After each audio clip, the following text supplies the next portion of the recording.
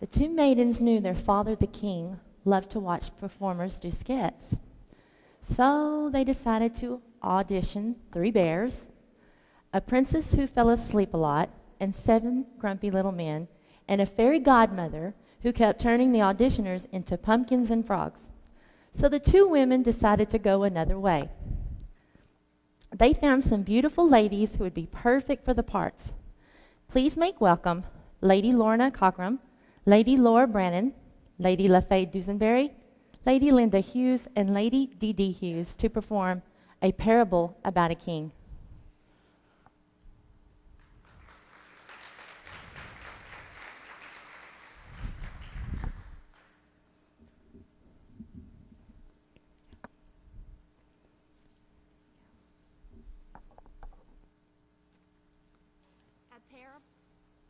A Parable About the King by Beth Moore.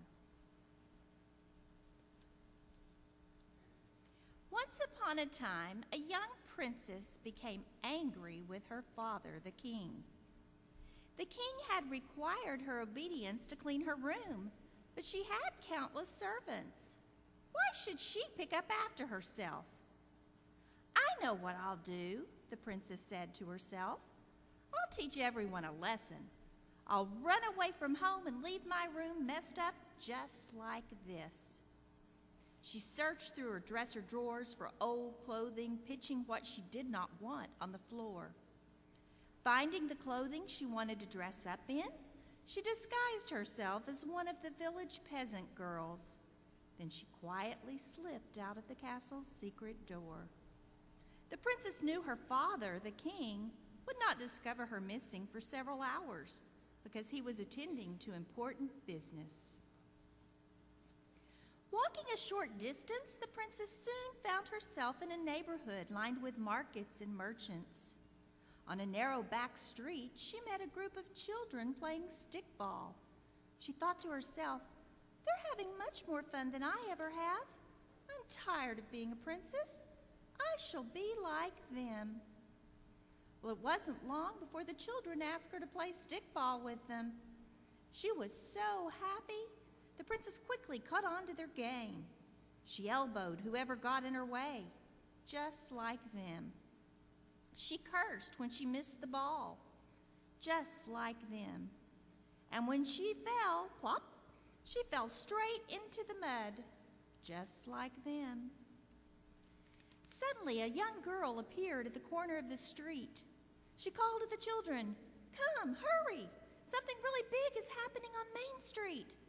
Sticks flew in the air, and the children ran toward Main Street. The princess was quite proud of herself, for she could run very fast, just like them. When the children reached Main Street, they reached a crowd of people who were oohing and awing over something. The children shoved and pushed their way through the crowd, only to meet the stares of the finely dressed men and women standing at the front of the group.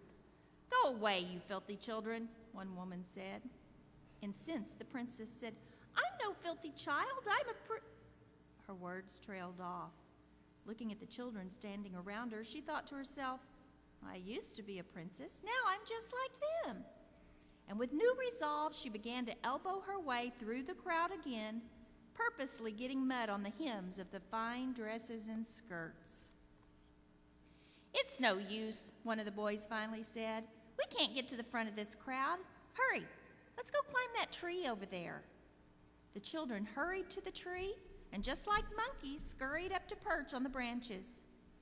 All the children managed to climb the tree, except for the princess. Trailing behind them, she reassured herself, "I can climb this tree. I can, because I'm just like them."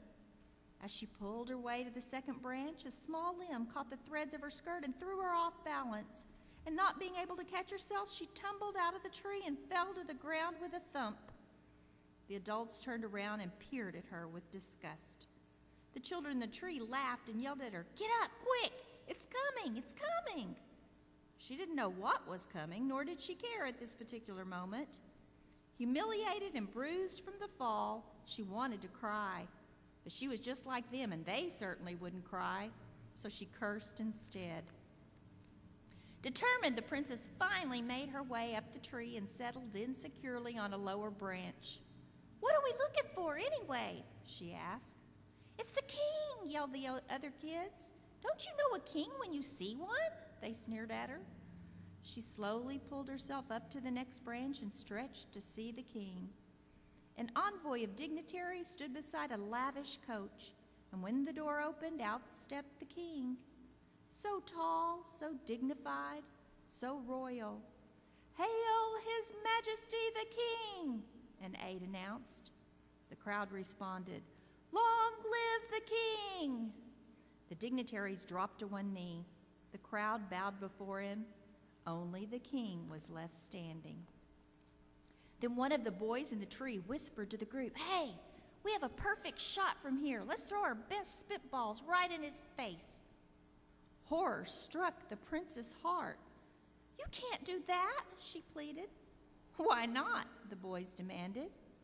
"Because he's the king," she said. "So what?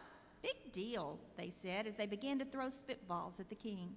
"Stop!" the princess cried. "Stop, please! That's my father!"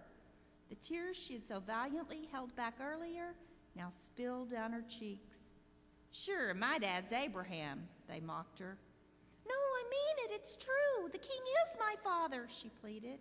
But the children just laughed harder. "Look at you. You're just like us," they sneered. "You don't have a father." The princess looked at her father just in time to see him wipe something from his face. He looked up into the tree as the children yelled and cursed at him. Indescribable shame filled her heart. She was sure her father had seen her, but maybe, just maybe, he hadn't recognized her. The princess jumped out of the tree and began to run. And as she did, the children just started to throw spitballs at her. The princess began to run back toward the palace. She ran and ran, sobbing every step of the way. Stopping to catch her breath, the princess suddenly became aware of her stinging elbows and knees. She was skinned and bleeding from the fall, and she began to cry even harder.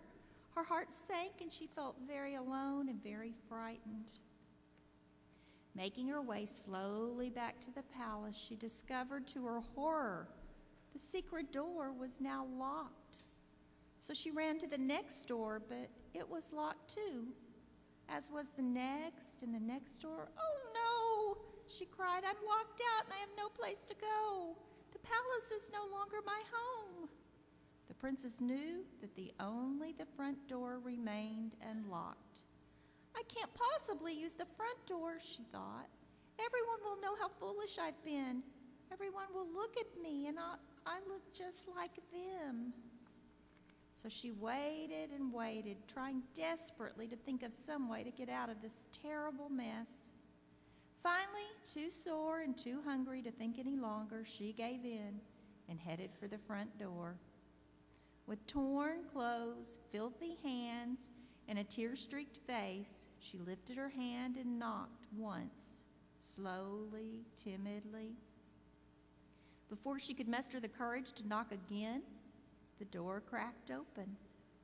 Hanging her head in shame, she could see only his feet. But she knew instantly that they were his feet.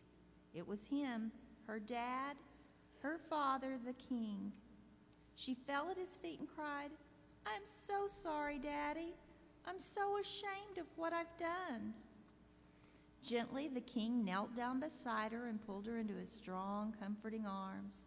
"Come here, my child, my princess," he said. "But I'm not a princess anymore. I'm just like them," she sobbed. "Ah, my child," he said, "you may have acted like them, but you're not one of them. You are mine, and you will never be happy until you accept both the privilege and responsibility that goes with belonging to me." That night, after he had dressed her wounds, he tucked her into her soft bed and kissed her good night. He had even helped her to clean the mess she had left in her room. And as she settled into the soft quilts, she thought about how much she liked being a princess, the daughter of a king.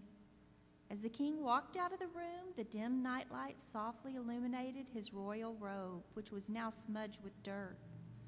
Tears filled the princess' eyes. "Oh, look what I've done to the king's robe." "Never again," she whispered, apologizing to the king. Sensing her broken heart, the king turned and spoke softly. "Yes, my child, there will be other times, but I will open the door every time you knock, and I will always love you ever again." And this story has no end.